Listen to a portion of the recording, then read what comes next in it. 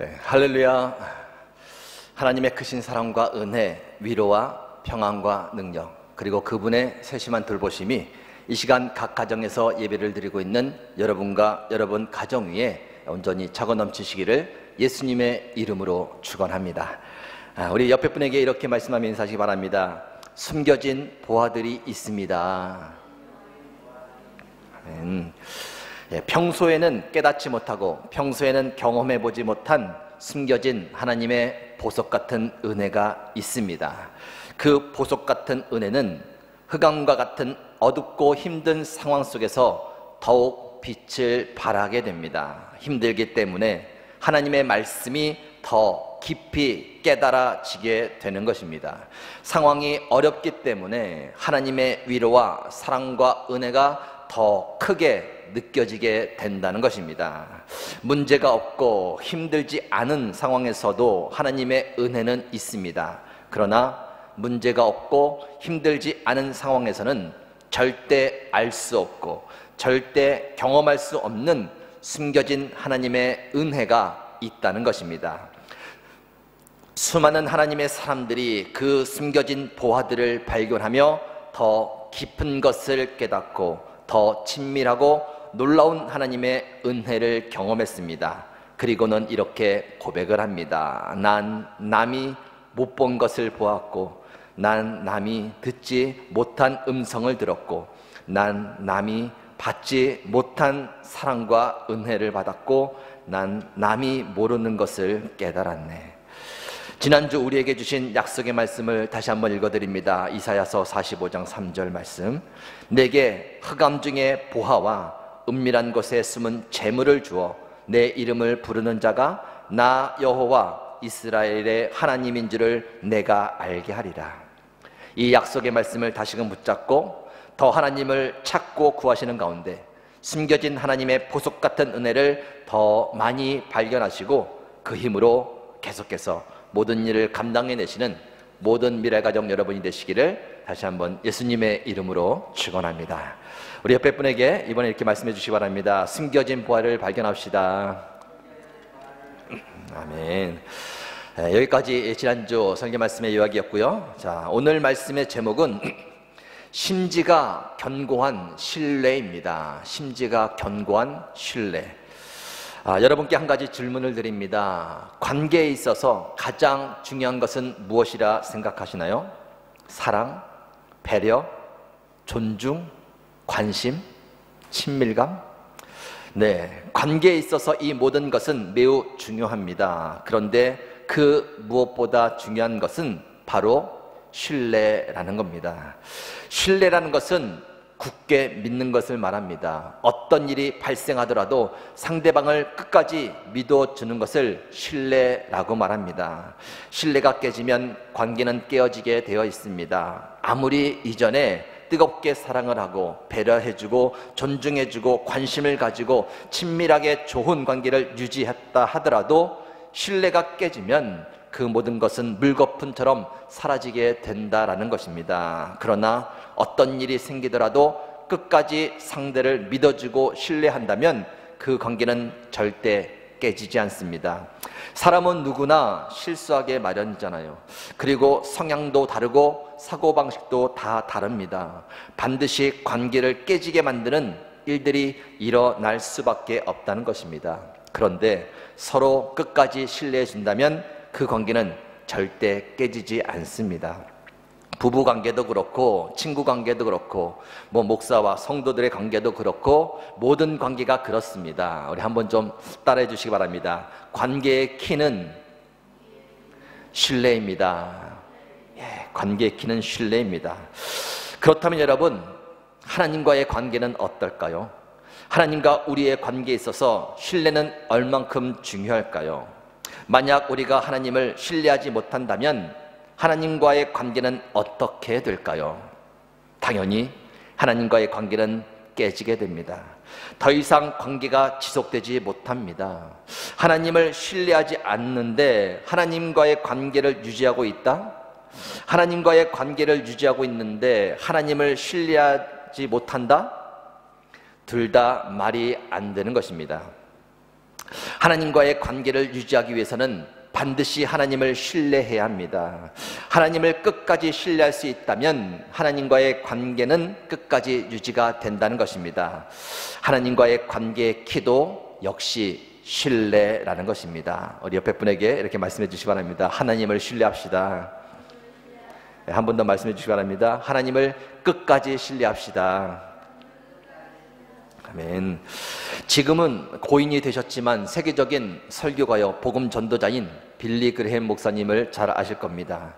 하루는 목사님이 집회를 하고 있는 중에 한 사람이 이런 질문을 했다고 합니다.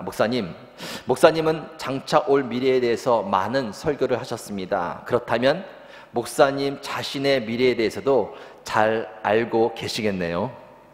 그 질문을 받은 빌리 그레햄 목사님이 웃으시면서 이렇게 대답을 했다고 합니다. 저는 제 미래를 전혀 모릅니다. 그러나 제 미래를 붙들고 계신 분이 누구인지는 잘 압니다. 이 대답이 어떤 의미가 담겨 있는 것일까요? 목사님의 미래를 주관하시는 하나님을 신뢰하고 있다는 것이죠. 미래에 어떤 일이 생길지 모르지만 미래에 그 어떤 일이 생기더라도 하나님을 끝까지 신뢰할 것입니다 라고 말씀하시는 겁니다. 미래에 대한 불안과 두려움은 미래를 주관하시는 하나님을 신뢰하지 못하기 때문에 생기는 겁니다.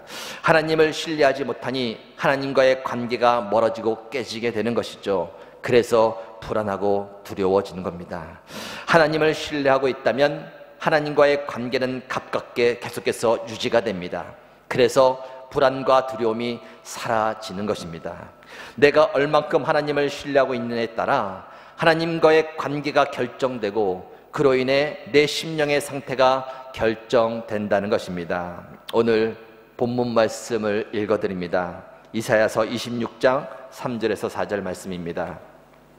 주께서 심지가 견고한 자를 평강하고 평강하도록 지키시리니 이는 그가 주를 신뢰함이니이다. 너희는 여호와를 영원히 신뢰하라. 주 여호와는 영원한 반석이심이로다. 마음의 불안과 두려움이 찾아올 때마다 다른 것 하지 마시고 내가 지금 하나님을 신뢰하고 있는가 그것만 집중해서 점검하시기 바랍니다. 심지가 견고한 자, 즉 하나님을 신뢰하는 자는 하나님께서 주시는 평강을 맛보게 될 것입니다. 상황이 어떻게 흘러가든 끝까지 하나님을 신뢰하고 있다면 하나님께서 평강하고 또 평강하도록 지켜주실 것입니다.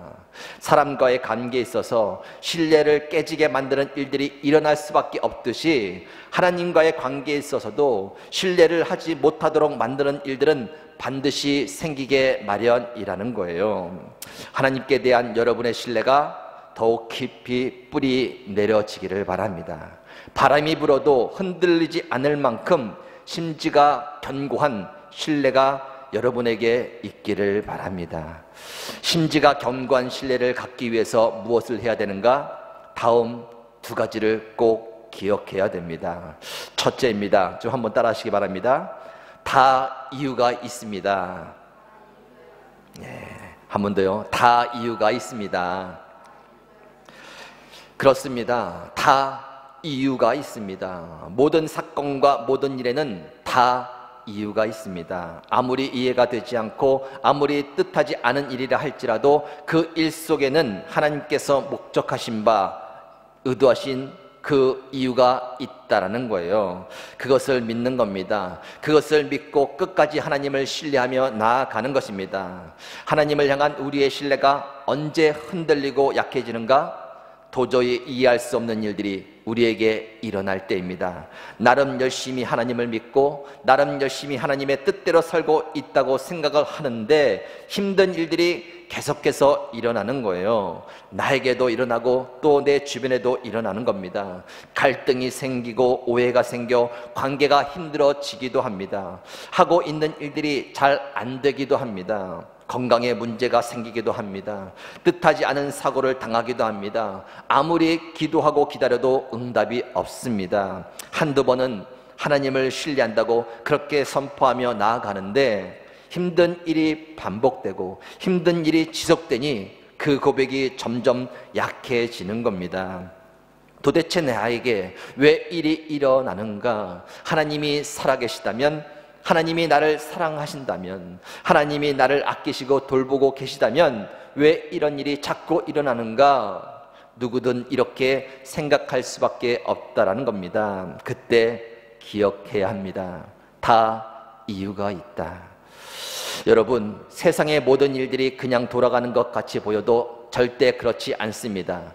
하나님의 치밀한 계획과 섭리 가운데 돌아가고 있는 겁니다. 때로는 이해할 수 없는 고난과 죄악들이 세상 곳곳에서 일어납니다. 그러나 그 모든 일들은 하나님의 다스림과 통치 가운데 일어나고 있는 일들입니다. 분명한 이유가 있다는 것이죠. 죄악을 놔두시는 이유도 있고 고난을 받게 하시는 이유도 있다는 겁니다. 그 모든 일들을 통해서 결국은 하나님의 선하신 뜻을 이루어 가신다는 것이죠.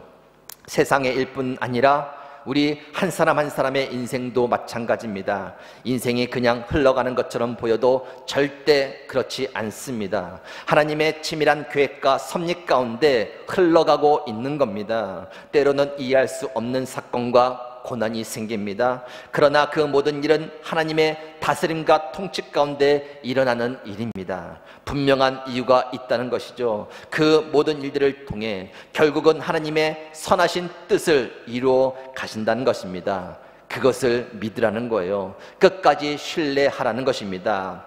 이것이 신앙의 기초입니다. 기초 중에 기초입니다.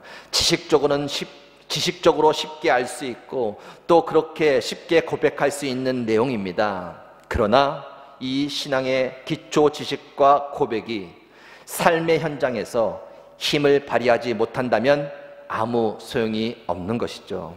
내 안에 있는 불안과 두려움, 원망과 불평, 억울함과 답답한 마음을 물리칠 수 없다면 다시금 우리는 깊이 생각을 해봐야 한다는 것입니다. 그래서 깊이 뿌리를 내리라는 거예요. 어떤 일이 일어나도 다 이유가 있으시겠지 하며 하나님에 대한 신뢰를 깊이 뿌리내려 심지가 견고한 신뢰로 만들어가야 한다는 것입니다. 여러분, 하나님은 절대 실수하지 않으십니다. 세상을 다스리고 통치하실 때 절대 실수하지 않으십니다. 우리 한 사람 한 사람의 인생을 다스리고 통치하실 때 절대 실수하지 않으십니다. 당장은 일이 잘못된 것처럼 보이고 당장은 막혀 있는 것처럼 보여도 결국에 가서는 그 일들을 통해 하나님께서 계획하신 놀라운 일들이 착오 없이 다 이루어진다는 사실을 굳게 믿으실 수 있기를 바랍니다. 인생은 퍼즐과 같습니다. 하나님께서 맞추시는 퍼즐과 같습니다. 우리에게 일어나는 모든 사건과 일들은 퍼즐의 한 조각입니다. 의미 없는 것이 하나도 없습니다. 하나님께서 그려놓으신 그 큰 그림을 완성하는 데 있어 꼭 필요한 하나하나의 퍼즐 조각이라는 것이죠. 당장은 이해할 수 없는 조각들이지만 결국에 가서는 어떤 이유가 있었는지 알게 된다는 겁니다. 마치 요셉의 인생에서 일어났던 모든 일들이 마지막에 가서 퍼즐이 맞춰지고 그 이유를 알게 되었듯이 우리의 인생에서 일어나는 모든 일들의 이유를 명확히 알 수 있는 그날이 반드시 온다는 것입니다. 도저히 이해가 되지 않는 사건과 일이 있다면 억지로 해석하려고 하지 마시기 바랍니다. 그냥 놓아두세요. 다 이유가 있으시겠지 하며 하나님을 신뢰하고 그냥 묵묵히 감당하며 나아가면 됩니다. 전도서 7장 14절 말씀입니다. 형통한 날에는 기뻐하고 공고한 날에는 되돌아보아라. 이 두 가지를 하나님이 병행하게 하사 사람이 그의 장래일을 능히 헤아려 알지 못하게 하셨느니라. 아무리 뛰어난 믿음의 사람이라도 장래에 어떤 일이 일어날지 모릅니다. 앞서 소개한 빌리그램 같은 분도 모르는 거예요. 왜요? 하나님께서 가르쳐주지 않으시니까. 그저 하나님을 신뢰하며 나아가라는 겁니다. 형통한 날에는 기뻐하고 또 공고한 날에는 혹 고칠 것이 없는지, 혹 회개할 것이 없는지 자신의 모습을 돌아보며 나아가라는 겁니다. 다 이해할 수 없지만 하나님을 신뢰하며 주어진 사건과 일들에 대해 그냥 그렇게 반응하며 나아가면 된다는 거예요. 형통한 날에도 공고한 날에도 다 이유가 있으시겠지. 그렇게 믿고 나아가다 보면 결국은 그 모든 일들의 이유를 알게 되는 날이 반드시 온다라는 것입니다. 우리 옆에 분에게 한번 말씀해 주시기 바랍니다. 다 이유가 있습니다. 아멘. 다 이유가 있습니다. 그렇게 믿고 나아갈 때 하나님에 대한 신뢰가 뿌리가 내려지고 심지가 견고한 신뢰가 될 것입니다. 그 은혜가 있기를 축원합니다. 심지가 견고한 신뢰를 갖기 위해 꼭 기억해야 될 두 번째입니다. 따라하시기 바랍니다. 다 방법이 있습니다. 한 번 더 하겠습니다. 다 방법이 있습니다. 아멘. 길이 없어 보이고 도저히 방법이 없어 보여도 다 방법이 있습니다. 하나님께서 예비해 놓으신 방법이 다 있다라는 겁니다. 그것을 믿고 신뢰하라는 거예요. 언제요? 길이 없어 보이고 방법이 없어 보일 때 낙심하거나 절망하지 말고 끝까지 하나님의 방법을 신뢰하라는 것입니다. 성경에는 사람들이 예상하지 못한 기막힌 하나님의 방법들이 아주 많이 기록이 되어 있습니다. 막강한 애굽에서 종살이를 하고 있던 이스라엘 백성들, 어떻게 그곳에서 빠져나올 수 있겠습니까? 아무리 힘을 모아도 그 강한 애굽에서 빠져나올 수 있는 길이 없는 겁니다. 고통 가운데 하나님께 울부짖는 일밖에 할 수 있는 일이 아무것도 없는 거예요. 방법이 없는 것이죠. 그런데 하나님에겐 방법이 있었습니다. 애굽에 재앙을 내리신 것이죠. 이스라엘 백성들을 놓아줄 수밖에 없도록 10가지 재앙을 준비하셨다가 하나하나 내리신 겁니다. 애굽에서 나온 이스라엘 백성들 홍해 앞에 갇히게 됩니다. 뒤에서는 무장한 애국 군사들이 살기 등등하게 다가오고 있습니다. 그리고 앞에는 넓고 깊은 바다가 가로막고 있습니다. 그 상황에서 그들에게 무슨 방법이 있었겠습니까? 그러나 하나님에겐 방법이 있었습니다. 바다를 그냥 반으로 갈라버리신 것이죠. 물론 지금은 우리에게 너무나 익숙한 이야기라서 그 방법을 충분히 생각해낼 수 있습니다. 그러나 그 당시 그곳에 있던 사람들에게는 전혀 예상치 못한 방법이었던 것이죠. 어떻게 그 넓고 깊은 바다가 갈라져서 그곳을 걸어서 건널 수 있다고 생각을 했겠습니까? 상상도 못할 일이죠. 요셉이 꿈을 꾸었습니다. 그 꿈이 이루어지기 위해선 반드시 애굽의 바로 왕 앞에 서야만 했습니다. 그러나 요셉은 모함을 받고 감옥에 갇히게 됩니다. 어떻게 요셉이 바로 왕 앞에 설 수 있겠습니까? 무슨 방법이 있겠습니까? 밖에 있어도 바로 왕을 만날 수 있는 기회가 쉽지 않을 텐데 심지어 감옥에 갇힌 상태에서 어떻게 바로 왕을 만날 수 있겠습니까? 막막한 것이죠. 그러나 하나님에겐 방법이 있었습니다. 꿈을 꾸게 하신 것이죠. 감옥에 함께 갇혀있던 왕의 술 맡은 관원장에게 꿈을 꾸게 하시고 그 꿈을 요셉이 해석하게 하신 겁니다. 그리고 바로 왕도 꿈을 꾸게 하십니다. 그로 인해 요셉이 바로 왕 앞에 서게 하십니다. 요셉이 바로 왕의 꿈을 정확히 해석하고 애굽의 총리가 되죠. 그리고 자연스럽게 요셉의 꿈이 이루어지게 하십니다. 다음은 기드온입니다. 싸워야 할 적들은 엄청 많은데 하나님의 요구하심은 군사의 수를 점점 줄여가라는 것이었습니다. 32,000명에서 10,000명으로 10,000명에서 300명으로 적들의 수는 12만 명이었습니다. 어떻게 싸움이 되겠습니까? 더 채워도 모자를 판에 왜 하나님은 군사의 수를 줄여 가셨을까요? 어떻게 싸움에서 이기라고 하시는 걸까요? 그러나 하나님에겐 방법이 있었습니다. 300명의 수로 12만 명을 이길 수 있게 하는 그 방법을 하나님은 가지고 계셨다는 거예요. 어두운 밤에 횃불을 들고 큰 나팔 소리와 함께 일시에 항아리를 깨트리게 하십니다. 그로 인해 적들은 혼란에 빠집니다. 그래서 자기들끼리 마구 칼을 휘두릅니다. 같은 편끼리 서로 쳐서 죽이고 죽습니다. 그 틈을 노려 기드온과 300명의 용사들은 그들을 모두 전멸시킵니다. 상상도 못한 방법으로 불가능해 보였던 그것을 승리로 이끌게 하셨다라는 거예요. 여러분, 지금까지 말씀드린 것은 실제 역사예요.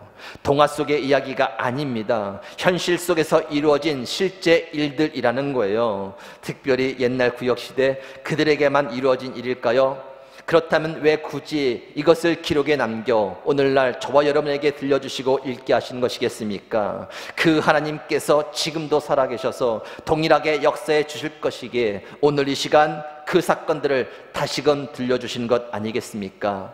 믿으시기 바랍니다.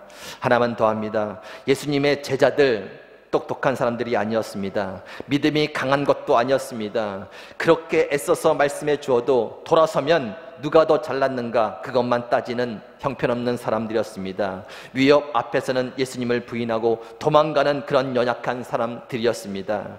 예수님은 왜 그런 사람들을 제자로 부르셨을까요? 앞으로 그들을 통해서 세상의 복음을 전해야 하는 엄청난 사명이 있는데 어떻게 그런 사람들에게 그 일을 맡길 수 있었을까요? 다 방법이 있었기 때문입니다.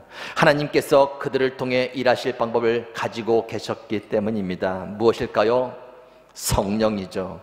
그들에게 성령을 부어주셔서 그 일을 하게 하신 겁니다. 들은 것을 생각나게 하시고 지혜 있게 하시고 용기 있게 하시고 믿음 있게 하시고 또 능력 있게 하셔서 능히 그 일을 성령을 통해 하게 하셨다라는 겁니다. 여러분, 하나님에겐 다 방법이 있습니다.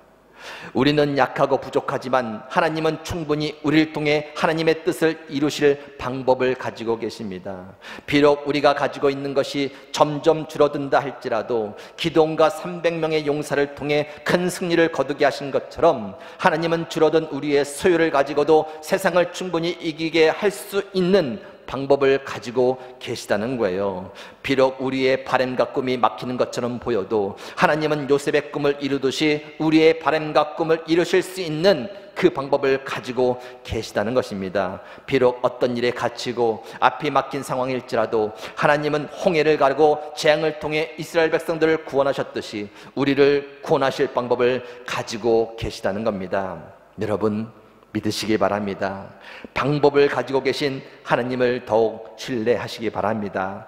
옆에 분에게 이렇게 말씀해 주세요. 걱정하지 마세요. 다 방법이 있습니다. 아멘. 말씀을 정리합니다. 계속되는 코로나 시대에 우리가 더욱 힘써 해야 할 일은 하나님을 신뢰하는 것입니다. 어떠한 경우에도 흔들리지 않고 하나님을 신뢰하며 나아가는 것입니다. 그러기 위해서 하나님을 향한 우리의 신뢰가 더 깊이 뿌리를 내려야 됩니다. 심지가 견고한 신뢰가 되어야 한다는 것입니다. 심지가 견고한 신뢰가 되기 위해서는 반드시 두 가지를 기억해야 돼요. 첫째는 다 이유가 있다는 것, 그리고 둘째는 다 방법이 있다는 것. 하나님은 오늘 우리에게 말씀하십니다. 본문 말씀 다시 읽습니다. 주께서 심지가 견고한 자를 평강하고 평강하도록 지키시리니 이는 그가 주를 신뢰함이니이다. 너희는 여호와를 영원히 신뢰하라. 주 여호와는 영원한 반석이심이로다.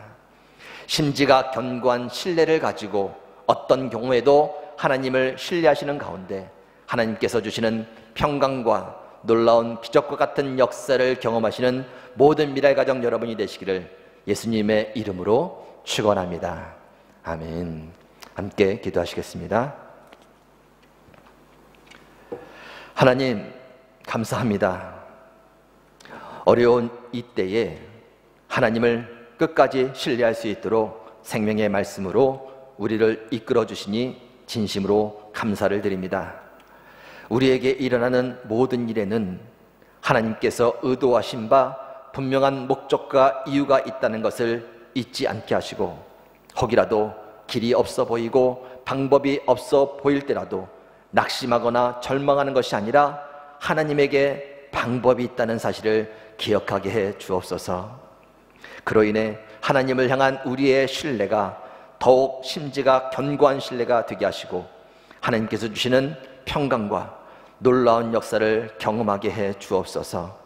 모든 가정과 기업을 지켜 보호하여 주시고 속히 모든 것이 회복되도록 이 땅에 긍휼을 베풀어 주옵소서.